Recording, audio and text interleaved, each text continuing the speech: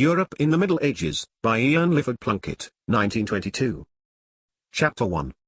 The Greatness of Rome. Ave, Roma immortalis, hail, immortal Rome. This cry, breaking from the lips of a race that had carried the imperial eagles from the northern shores of Europe to Asia and Africa, was no mere patriotic catchword. It was the expression of a belief that, though humanity must die and personal ambitions fade away, yet Rome herself was eternal and unconquerable, and what was wrought in her name would outlast the ages. In the modern world it is sometimes necessary to remind people of their citizenship, but the Roman never forgot the greatness of his inheritance. When St. Paul, bound with thongs and condemned to be scourged, declared, "I am Roman born," the captain of the guard, who had only gained his citizenship by paying a large sum of money, was afraid of the prisoner on whom he had laid hands without a trial. To be a Roman, however apparently poor and defenseless, was to walk the earth protected by a shield that none might set aside save at great peril. Not to be a Roman, however rich and of high standing, was to pass in Roman eyes as a barbarian, a creature of altogether inferior quality and repute. "Be it thine, O Roman," says Virgil, the greatest of Latin poets, "to govern the nations with thy imperial rule," and such indeed was felt by Romans to be the destiny of their race. Stretching on the west through Spain and Gaul to the Atlantic, that vast sea of darkness beyond which according to popular belief the earth dropped suddenly into nothingness, the outposts of the empire in the east looked across the plains of Mesopotamia towards Persia and the kingdoms of Central Asia. Babylon their wondress, Syria, and Palestine with its too turbulent Jewish population, Egypt, the kingdom of the pharaohs long ere Romulus the city builder slew his brother, Carthage, the queen of Mediterranean commerce, all were now Roman provinces, their luster dimmed by a glory greater than they had ever known. Roman trade routes. The Mediterranean, once the battleground of rival powers, had become an imperial lake, the highroad of the grain ships that sailed perpetually from Spain and Egypt to feed the central market of the world, for Rome, like England today, was quite unable to satisfy her population from home cornfields. The fleets that brought the necessaries of life convoyed also shiploads of oriental luxuries, silks, jewels, and perfumes, transported from Ceylon and India in trading sloops to the shores of the Red Sea, and thence by caravans of camels to the port of Alexandria. Other trade routes than the Mediterranean were the vast network of roads that, like the threads of a spider's web, kept every part of the empire, however remote, in touch with the center from which their common fate was spun. At intervals of 6 miles were post-houses, provided each with 40 or more horses, that imperial messengers, speeding to or from the capital with important news, might dismount and mount again at the different stages, hastening on their way with undiminished speed. How firm and well made were their roads we know today, when, after the lapse of nearly 19 centuries of traffic, we use and praise them still. They hold in their strong foundations one secret of their maker's greatness, that the Roman brought to his handiwork the thoroughness inspired by a vision not merely of something that should last a few years or even his lifetime, but that should endure like the city he believed eternal.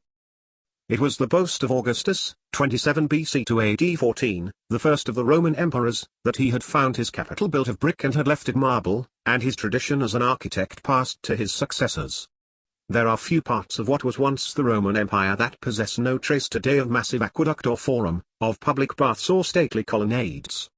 In Rome itself, the Colosseum, the scene of many a martyr's death and gladiator '3 struggle, elsewhere, as at Nîmes in southern France, a provincial amphitheatre, the aqueduct of Segovia in Spain, the baths in England that have made and named a town, the walls that mark the outposts of empire, all are the witnesses of a genius that dared to plan greatly, nor spared expense or labor in carrying out its designs.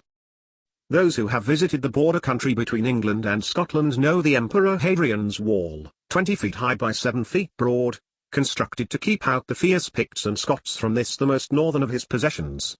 Those of the enemy that scaled the top would find themselves faced by a ditch and further wall, bristling with spears, while the legions flashed their summons for reinforcements from guardhouse to guardhouse along the 70 miles of massive barrier. All that human labor could do had made the position impregnable. A scheme of fortifications was also attempted in Central Europe along the lines of the Rhine and Danube. These rivers provided a third of the imperial trade routes, and it is well to remember them in this connection, for their importance as highways lasted right through Roman and medieval into modern times.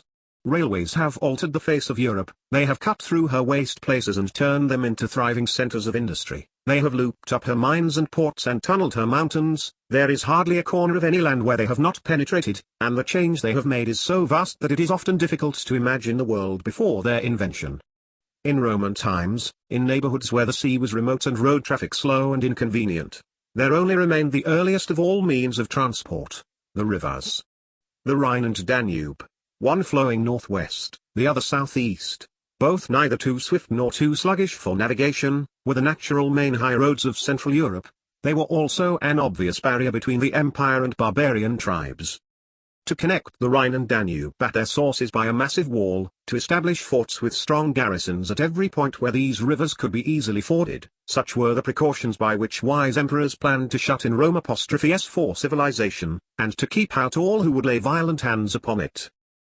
The Emperor Augustus left a warning to his successors that they should be content with these natural boundaries, lest in pushing forward to increase their territory they should in reality weaken their position. It is easy to agree with his views centuries afterwards, when we know that the defences of the empire, pushed ever forward, snapped at the finish like an elastic band, but the average Roman of imperial days believed his nation equal to any strain. It was a boast of the army that Roman banners never retreat. If then a tribe of barbarians were to succeed in fording the Danube and in surprising some outpost fort, the legions sent to punish them would clamour not merely to exact vengeance and return home, but to conquer and add the territory to the empire. In the case of swamps or forest land the clamour might be checked, but where there was pasturage or good agricultural soil, it would be almost irresistible. Emigrants from crowded Italy would demand leave to form a colony, traders would hasten in their footsteps, and soon another responsibility of land and lives, perhaps with no natural protection of river, sea, or mountains, would be added to Rome's burden of government. Such was the fertile province of Dacia, north of the Danube, a notable gain in territory, but yet a future source of weakness. Government of the Roman Empire. At the head of the empire stood the emperor, Caesar Augustus, the commander-in-chief of the army, the supreme authority in the state, the fountain of justice, the god before whose altar every loyal Roman must burn incense and bow the knee in reverence. It was a great change from the old days, when Rome was a republic, and her senate, or council of leading citizens, had been responsible to the rest of the people for their good or bad government. The historian Tacitus, looking back from imperial days with a sigh of regret, says that in that happy age man could speak what was in his mind without fear of his neighbors, and draws the contrast with his own time when the emperor's spies wormed their way into house and tavern, paid to betray those about them to prison or death for some chance word or incautious action. Yet Rome by her conquests had brought on herself the tyranny of the empire. It is comparatively easy to rule a small city well, where fraud and self-seeking can be quickly detected, but when Rome began to extend her boundaries and to employ more people in the work of government, unscrupulous politicians appeared. These built up private fortunes during their term of office, they became senators, and the Senate ceased to represent the will of the people and began to govern in the interests of a small group of wealthy men.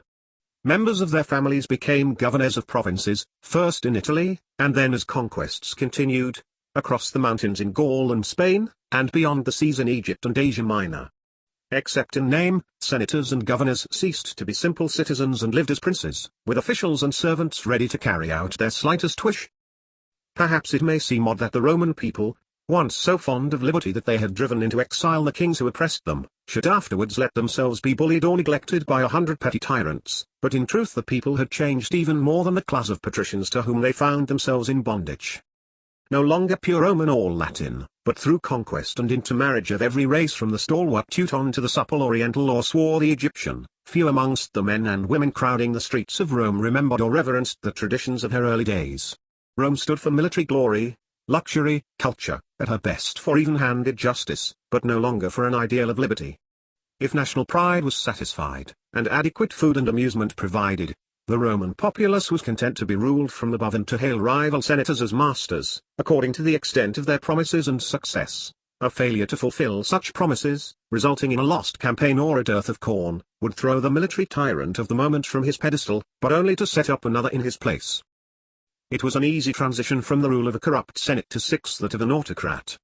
Better one tyrant than many was the attitude of mind of the average citizen towards Octavius Caesar, when under the title of Augustus he gathered to himself the supreme command over army and state and so became the first of the emperors. Had he been a tactless man and shouted his triumph to the 7 hills he would probably have fallen a victim to an assassin's knife, but he skillfully disguised his authority and posed as being only the first magistrate of the state. Under his guiding hand the Senate was reformed, and its outward dignity rather increased than shorn. Augustus could issue his own edicts or commands independently of the Senate's consent, but he more frequently preferred to lay his measures before it, and to let them reach the public as a senatorial decree. In this he ran no risk, for the senators, impressive figures in the eyes of the ordinary citizen, were really puppets of his creation. At any minute he could cast them away. His fellow magistrates were equally at his mercy, for in his hands alone rested the supreme military command, the imperium, from which the title of imperator, or emperor, was derived. At first he accepted the office only for 10 years, but at the end of that time, resigning it to a submissive senate, he received it again amid shouts of popular joy. The tyranny of Augustus had proved a blessing. Instead of corps of troops raised here and there in different provinces by governors at war with one another, and thus divided in their allegiance, there had begun to develop a disciplined army, whose legions were enrolled, paid, and dismissed in the name of the all-powerful Caesar, and who therefore obeyed his commands rather than those of their immediate captains. The same system of centering all authority in one absolute ruler was followed in the civil government. Governors of provinces, once petty rulers, became merely servants of the state. Caesar sent them from Rome, he appointed the officials under them, he paid them their salaries, and to him they must give an account of their stewardship. If thou let this man go thou art not Caesar's friend. Such was the threat that induced Pontius Pilate, governor of Judea in the reign of Tiberius, to condemn to death a man he knew to be innocent of crime. This is but one of many stories that show the dread of the emperor's name in Rome's far distant provinces. Governors, military commanders, judges, tax collectors, all the vast army of officials who bore the responsibility of government on their shoulders, had an ultimate appeal from their decisions to Caesar, and were exalted by his smile or trembled at his frown. It is not a modern notion of good government, this complete power vested in one man, but Rome nearly 2,000 years ago was content that a master should rule her, so long as he would guarantee prosperity and peace at home.